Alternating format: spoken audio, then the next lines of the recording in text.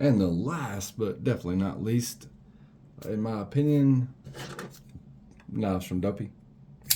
This is the Twosun TS-21, right? Mm-hmm. Comes in at D2. It's going to be an all-in-one video, y'all. I'm going to try to squeeze it in all as fast as we possibly can. Dopey's done the anodization on this knife himself, and he did a fantastic job. There's a lot of stuff I like about this knife. A lot of stuff. In fact, it's hard to find anything negative to say about the knife. This is the second Twosun that I've handled, and Courtney as well, I think. Yeah. So the other one being the Twosun TS-380, which was Roman Polinkovich. I've got a video on it if you guys want to check it out. I was very impressed with it too. And like that's just been kind of the theme for Twosun, is they make some really good designs at a very affordable price. This one being a titanium frame lock at $66. I don't know a lot about the company or the history. I do know that it would appear that they do sell these knives on AliExpress. I believe that is a legitimate distributor for Twosun, and they also sell them on Amazon. I would probably go with Amazon. Jerry Neves has got some really good links for Amazon, I believe, for this knife. I may be wrong, but if you see his video pop up, you might be able to save a little bit of money. And not, I'm sure somebody's got some links. We don't have any Amazon affiliations. But anyway, knife is just, it's just a standard flipper. Sorry, that was my fault. It's just a standard flipper. It's got great access to the lock bar. Great access to the lock bar. Yeah. D2 blade, drop point. It's going to be very versatile. Let's see what we got here. About a 3.5-inch cutting edge, and about a 3.5-inch blade. Like the choil pretty much stops where the handle begins. Overall, right at 8 inches. It is 8 inches, man, and it's $66, man. You got a skeletonized flipper. Like I said, great access to the lock bar. Proprietary pivots, but this can be worked around, with basic tools like a screwdriver or something like that, and everything else can be pretty much taken care of with a screwdriver as well, like a flathead, except for the detent, which most people don't mess with anyway. If you want to adjust that stuff, that probably is a T6. Let's check that out. Yep, T6. So a flathead and a T6 is what you're going to need to take this knife apart.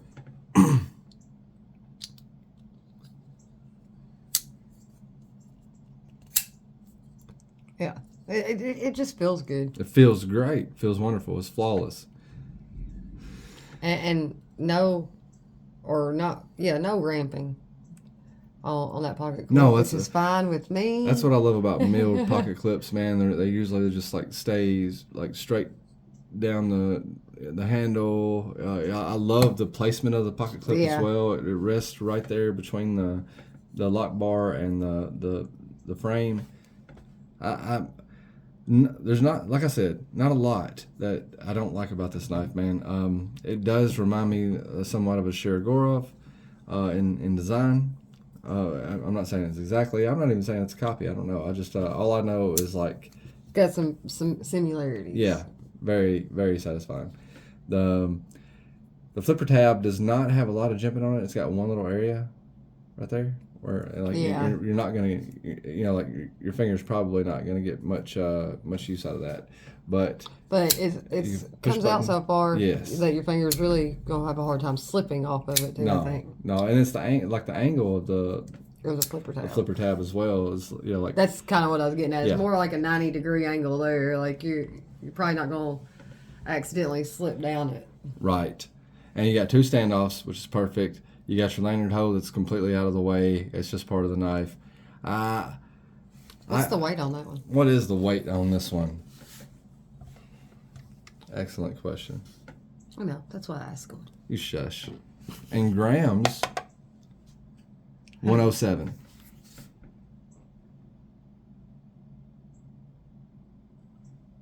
In ounces is 3.8. Okay.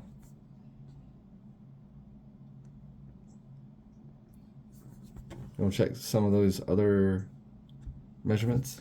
Yeah. Check out the blade stock, stuff like that. All right.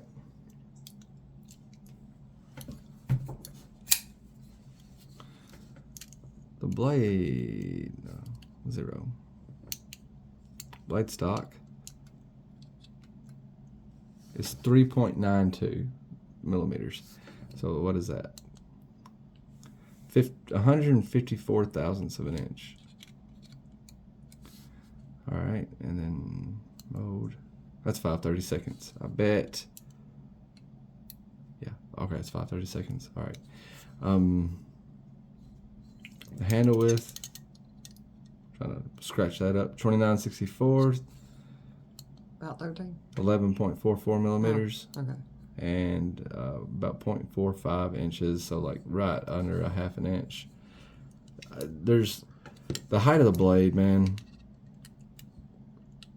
3/4 of an inch, maybe. 0.88, not a bad guess. Not a bad guess. And what is 0.88 millimeters? 22.74. Probably gonna be about 22.5. Yeah, 22.55. Man, I'm in love with this thing, man. You know, if I get one, like it's definitely gonna go to Dopey. You know, let's zoom out just a little bit. Okay, I'm like Dopey. I'll pay him. He just named his price. Yeah, and looks great. For any of you that may have noticed, he did say when he was talking to me about this one at Blade Show that he did like a different finish here. This is like a oil type finish here. That's why it's shinier. And on the back side, it was just matte. Okay. I mean, so it's the same color, but a different finish on the color. I like it. I like it. Okay, Twosun. I don't really know anything about the company to tell you. You know, like we kind of went over that, but like, you know, they are produced in China. They make really good quality knives, and they're available on Amazon and AliExpress. Yeah, for $65, man. $66, dude. $66 is an excellent knife, man. Like, I mean, there's just what can we say bad about it, man? Size comparisons. I'm gonna throw up a knife that I've been carrying for work here lately. Just get a good feel for. How about the Kershaw Iridium? And we'll come back in. We'll go back in. There you go. So, like, very similar size to the Kershaw Iridium. So if you have one of these, or if you have one of those and you're curious about the other, very similar in size and functionality. Yeah, it's even got kind of the same cutout thing going on there. It does, and I know that the TS-21 did come out first. Yeah. But of course, you know, it's not a copy type thing going on here. But you do have that same industrial type look that they went for with the Iridium. You know, you get the squared off shoulder, you know, everywhere, and then like that squared off cutout, like you said, like that, almost like if it was complete, it'd be like a stop sign or an octagon or something like that. And you got the same thing going on right there. Yeah. The squared off shoulders and stuff, and just very similar builds. Yeah, very similar builds. I do have, I have to pull this one out of my pocket, but it's another 8-inch knife. It's titanium frame lock. Here's the Chavez 229, and like, you know, the price point is way different on these. So like, you know, but the quality is here. You know, like there's nothing wrong with the quality of this knife, especially at the price point. But like I wouldn't complain about this knife. It was $150 to be honest.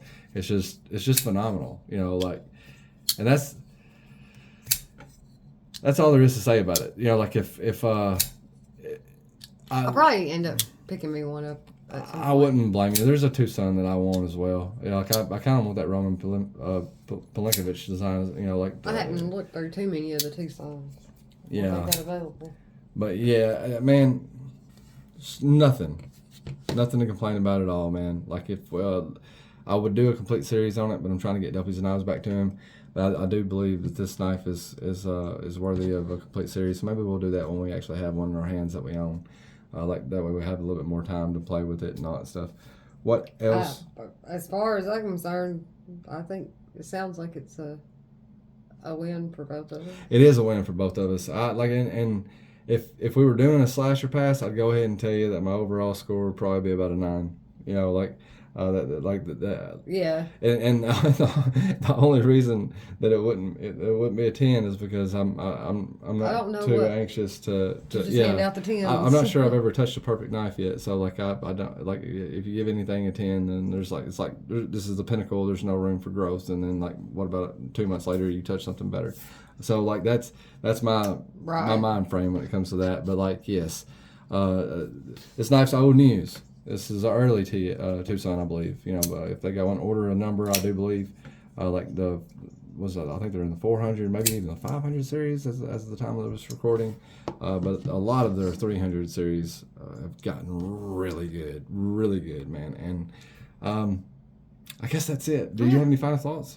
No, I mean, I wouldn't be against recommending this knife to anybody. No, it's a win. It's just it's a home run. You know, in my opinion, like it's rock solid, too. You know, like and you can't blade rock, no lock rock materials for the price. No, like I'm sure there's going to be somebody in there, you know, talking about D2, you know, Chinese D2 is, and then that's cool. Like I mean, you'll catch me talking about that too. $60, but it's $66 for a titanium frame lock, man.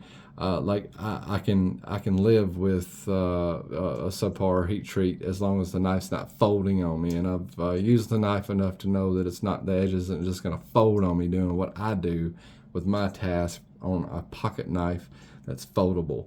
Right. Like so, I've said it 1,000 times, but you know, if I'm going for some hard work, it's going to be a fixed blade. It's going to be a fixed blade. There's just no comparison.